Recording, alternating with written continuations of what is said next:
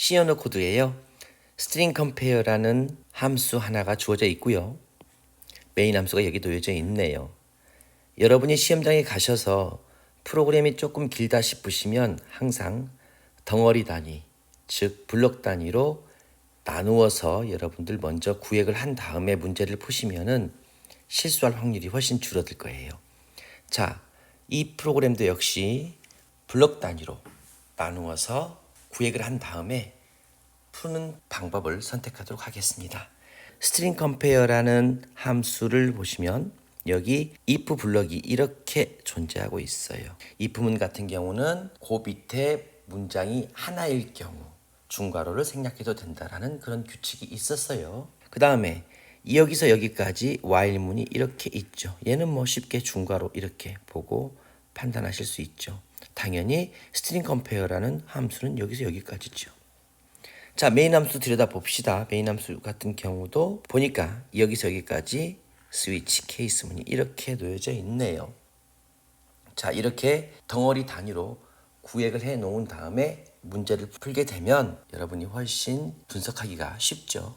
자, 메인 함수의 본문요 들여다봅시다. 그러니까 여기 리절트라는 정수형 변수 하나가 선언되었다는 것을 우리가 알 수 있어요.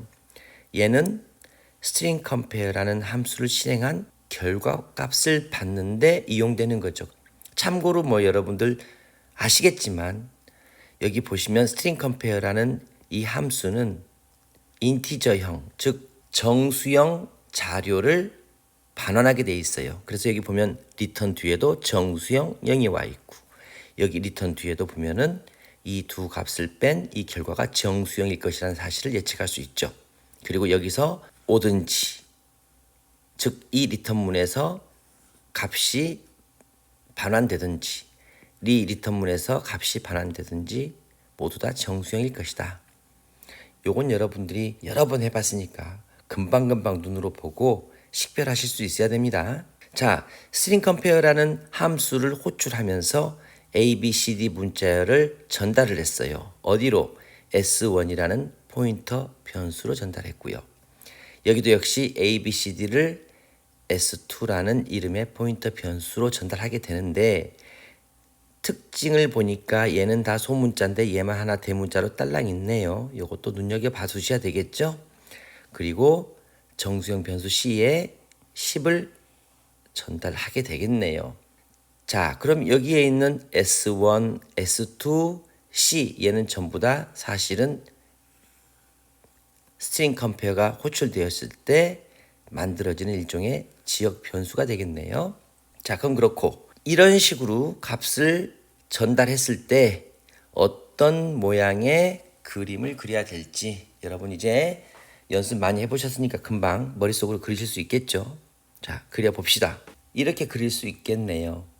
참고로 이렇게 문자열을 대입했을 때 문자열의 맨 마지막 부분에 항상 컴파일러가 문자열의 끝을 의미하는 널 기호를 넣어준다라는 것도 한번 상기해 봅시다. 자, 이 부분 봅시다. 이제 이렇게까지 딱 하고 나서 첫 번째 if문을 만나게 되겠죠. 이건 어떤 의미인가요? 자, if not C, C가 아닐 때 여러분 이런 논리식이 나오면요 항상 이렇게 생각해요. 이 괄호는 결국은 우리가 뭘 따지는 거예요? 참이냐 거짓이냐 따지는 거잖아요. 얘는 true, 좀 더 C답게 얘기하면은 0이 아닌 모든 수, 거짓은 false, 0이죠 0. 그래서 여기 C라는 이 변수 안에 있는 값이 먼저 참인지 거짓인지 여러분 판단해 보세요. 지금 C에는 10이라는 값이 들어있어요. 그러니까 얘는 지금 0이 아니니까 얘는 true란 말이에요. 얘는 true야. 그럼 여기에 반대라는 말은 무슨 말이에요? true의 반대는 false잖아요. 즉 이 조건문은 true의 반대가 되었을 때라는 걸 의미하잖아요. 그리고 이 괄호 안에는 참이 되었을 때 진입할 수 있는 거죠. if문 블럭 안으로. 근데 지금 true의 반대는 얘는 거짓이잖아요. 거짓. true의 반대니까 얘가 true고 true의 반대니까 거짓이란 말이에요. 그럼 이 조건은 해당하지 않는 거죠. 괄호 안의 조건이 참이 되었을 때 실행하게 되는데 true의 반대는 거짓이기 때문에 이 if 문에 의해서 이 조건은 성립되지 않는다. 이렇게 따지셔야 돼요. 거꾸로 얘기하면 얘가 C가 0이 되었을 때 C가 0인 경우 생각해 봐요. C가 0이면 얘는 거짓이잖아요. 거짓의 반대는 참이 되기 때문에 결국은 C가 0이 아닌 경우에는 이 if 문은 절대 실행되지 않는 거죠. 이해 갑니까? 요런 것도 여러분들 연습을 많이 하셔야 돼요. 실제 시험장 가시면 많이 당황해서 틀리기 십상이란 말이에요. 그래서 항상 여러분들이 꼭 이걸 좀 규칙처럼 알아두셨으면 좋겠어요. if 문의 괄호 안, while 문의 괄호 안, 이런 괄호 안은 뭐가 되었을 때 실행된다. 항상 전체 조건이 여기가 괄호 안이 이것저것 다 들어있다 하더라도 논리식이 결론이 true일 때 얘도 결국은 true일 때 이렇게 실행이 된다는 거, 요것도 여러분이 이제 한 번쯤 규칙처럼 머릿속에 집어넣어야 될 것 같아요. 자, 요런 것들 틀리시면 안 돼요. 요런 것들 전혀 엉뚱한 결과를 산출해낼 수 있기 때문에 틀리지 않도록 조심했으면 좋겠네요. 자, 그럼 일단은 얘는 C가 현재 값이 있기 때문에 얘는 절대 해당 사항이 없는 거죠. 그렇죠? 그럼 이제 while문으로 내려오겠네요. 자, while문 들여다 봅시다. while문도 역시 이 전체 조건이 참일 때, while문 안으로 진입할 수가 있는 거죠. 자, 그럼 조건을 따져봐야 되겠죠. 자, 맨 먼저 지금 실행되어지는 게 얘부터 실행이 되어질 거라고요. 예. 먼저 S1과 S2가 같냐라고 물어봤는데 정확히 얘기하면 S1이 가리키는 그 값 얘죠. 예. A. S2가 가리키고 있는 값. 가서 가져와라. 여기 S리스크는 가져와라는 의미가 있다. S1과 S2는 주소고요. 그래서 그 주소에 가서 가져와라. 그러니까 A 두 값이 같냐? 같죠. 얘도 A고 얘도 A잖아요. 그래서 얘는 true가 되는 거죠. 즉 1이 되겠죠. 1. 그냥 1로 생각하세요. 그 다음에 여기 보면 여기 end가 있어요. 얘는 지금 관계 연산자 또는 비교 연산자이기 때문에 얘가 논리 연산자인 이 end보다 우선순위가 더 앞서 있기 때문에 얘부터 계산한 거예요. 전위 연산자 마이너스 C. C는 현재 아까 10이었으니까 얘가 이제 9로 바뀌겠죠. 9. 자, 그리고 얘는 지금 9니까 0이 아니니까 0이 아닌 모든 수는 true니까 얘도 1이 되겠네요. 그리고 얘는 S1의 값이니까 S1에 가서 가져와. A는 실제로 ASCII 코드 형태로 저장이 돼 있으니까 10진수로 97인가요? 이렇게 돼 있을 거라고요. 실제로는.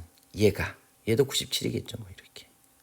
그러니까 얘도 0이 아니니까 얘도 어떻게 돼요? true죠. true. 즉 1. 그러면 얘도 1, 얘도 1, 얘도 1. 모두가 1인 경우 and 연산자는 1이죠. 1, and 1, and 1. 셋 중에 어느 하나라도 0이면 0인데 전부 다 1이니까 전체적으로 얘는 참이 되는 거잖아요. 그래서 while 블록 안으로 진입을 하게 된다. 자, 그러면 여기 프린트 S리스크 했어요. 그러면 일단은 별표 하나가 이렇게 출력이 되겠네요. 그리고 S1 뿔뿔, S2 뿔뿔. 얘는 지금 주소값이 하나씩 증가되는 거죠. 그러니까 여기 얘가 100번지라고 가정하고 얘가 200번지라고 가정하면 뿔뿔 했으니까 요렇게 가는 거고 요렇게 가는 거죠. 하나당 1바이트라고 생각하면 얘는 201, 얘는 101이 되는 거고 이 값 자체가 101이 되고 얘가 201이 되는 거죠. 이런 식으로 바뀔 거라고요. 결국 얘네들은 누굴 가리키고 있어요. 이제는 하나는 B를 가리키고 얘도 B를 가리키겠네. S1, S2 전부 다. 자, 그리고 나서 다시 어떻게 위로 올라가죠. 그리고 이번에 또 이 값들을 쫙 비교해서 참이 되는지 보는 거예요. 그럼 좀 전에 했던 대로 한번 더 해봅시다. 얘는 아까 9였으니까 일단 기록해 놓고요. 예. 자, 이번에 또 마이너스 C 했으니까 이번에는 C가 8로 바뀌겠죠. 자, 어쨌든 얘는 true예요. 원래대로 하면 여기부터 계산을 해야 되는 거예요. 지금 여기서부터 계산하게 되는 게 맞죠. 그러면 S1하고 S2하고 둘이 같은지 물어보죠. 얘도 B고 얘도 B니까 같잖아요. 그러니까 얘는 당연히 true고, 즉 1이 반환될 거고, S1의 값이 참인지 거짓인지 판단하라고 했으니까 S1은 지금 현재 얘를 가리키고 있는 거고, 얘를 혼도 낼 수 있으니까 이렇게 합시다. 이렇게 가리키고 있고, 얘도 이렇게 가리키고 있고, 이렇게 가리키고 있으니까 이 S1은 실제로는 아스키 코드 형태의 값이기 때문에 98이 지정돼 있겠죠. 그러면 역시 0이 아니므로 얘도 true, 1이 반환될 거고, 아까 계산했던 얘도 1, 얘도 1, 얘도 1이니까 전부 다 참이 되니까 또 요 안으로 들어오겠네요. 조건에 의해서. 그럼 또 어떻게 돼요? 얘를 출력하죠. 그리고 S1과 S2가 각각 또 뿔뿔뿔뿔 하니까 얘가 얘를 가리키게 되고 얘도 얘를 가리키게 되겠죠. 잠깐 정리해 볼게요. 그러면 이렇게 된 상태에서 다시 올라가요. 그럼 이번에는 얘 두 개를 이렇게 비교하겠죠. 역시 참이 되어져서 또 S 리스크를 출력하고 다시 S1 뿔뿔 S2 뿔뿔 하니까 이번에는 이렇게 가리킬 거란 말이에요. 그리고 보면 S1하고 S2에 있는 값이 같냐, 이 D와 이 D가 같냐, 즉 소문자 D와 대문자 D가 같냐, 그렇지 않죠. 그럼 이번에는 얘는 펄스가 되는 거고, 그러면 0이 나오겠죠. 이렇게 0이 나온 상태에서 이제 차례대로 쭉 보면은 이번에는 C 값은 아까 계속해서 뭐 7, 6 이렇게 되겠죠. 그러면 얘는 그대로 1을 반환할 거고, S1에도 역시 문자 D가 들어있으므로 아스키 코드로 하게 되면은 역시 true, 1을 반환하겠죠. 참을. 그렇지만 이 마지막에 있는 얘가 0이므로 1하고 0하고, 그럼 end는 하나라도 0이게 되면 전체가 다 0이므로 이 while문의 이 조건 자체가 펄스가 되는 거예요. 그러면 이쪽으로 나오겠죠. 끝나고 이렇게. 그러면 이 리턴문을 만나게 되죠. 그럼 현재 S1이 가리키고 있는 D에서 이 D를 빼는 거예요. 즉 소문자 D에서 대문자 D를 빼는 그런 형태가 되겠죠. 이게 일반적인 상식으로는 되지 않지만 컴퓨터는 가능하죠. 왜? 아스키 코드를 쓰고 있기 때문에 실제로 저장되는 건 10진수에 할당받는 그 값을 2진수로 변환해서 저장하고 있는 거니까, 소문자 D가 100이라면 사실 이걸 몰라도 상관없어요. 100이라면 대문자 D는 보통 다 외우고 계시나요? 이제 하도 많이 나오니까 얘네들은, 얘가 65니까 뭐 66, 67, 뭐 68 정도 되겠네요. 그러면 100에서 68을 빼는 거다. 그럼 결과값은 뭐 32가 되니까 이 값이 이쪽 리절트 값이 될 거다. 뭐 이렇게 생각할 수 있겠네요. 여러분 실제 이렇게 아스키 코드 값을 정확히 모른다 하더라도 여러분 감으로도 그냥 딱 알 수 있어요. 최소한. 왜? 여기서 뺀 게 음수가 나오든 양수가 나오든 어쨌든 0은 아니에요. 그렇죠? 둘이 같았을 때 0이 나오는 거지. 자, 그래서 이 리절트 값은 일단은 0은 아닌, 여기서는 이제 꼼꼼히 계산해 보니까 32가 나왔네요. 그럼 얘가 32라고 합시다. 그러면 케이스문으로 내려와서 보니까 얘가 0일 때는 얘를 수행하지만 이렇게 0이 아닌 경우 나머지는 전부 다 디폴트로 내려오는 거죠. 그렇죠? 디폴트로 바로 이렇게 건너가게 되는 거죠. 그럴 때 바로 여기 어떻게 했어요? 디퍼런스라는 문자를 출력하라고 돼 있어요. 디퍼런스가 출력이 되겠네요. 그리고 브레이크를 만나서 빠져나오게 되고 리턴 0이어서 이제 운영체제에게 지역권을 반납하는 이런 형태가 되겠네요. 자, 유심히 보지 않으면 좀 까다로울 수 있겠네요. 그렇지만 이렇게 자꾸 추적하는 그런 연습을 하지 않으면 안 되잖아요. 그게 정보처리 기사 시험에 문제가 바로 그런 역량이 있는지를 테스트하는 거기 때문에 어쩔 수 없습니다. 그래서 이렇게 약간 복잡한 문제더라도 참고 끝까지 하나하나씩 여러분 따져보기를 부탁드리겠습니다. 자, 오늘 좀 길어졌네요. 컨디션도 제가 별로 안 좋고요. 아무튼 설명이 좀 여러분한테 탐탁지 않다 하더라도 여러분 양해를 좀 하시면서 중요한 부분들 한 번쯤 더 점검하는 그런 시간이 되었으면 좋겠네요. 자, 오늘도 고생 많으셨고요. 여기서 마치도록 하겠습니다. 다음 시간에 뵙겠습니다.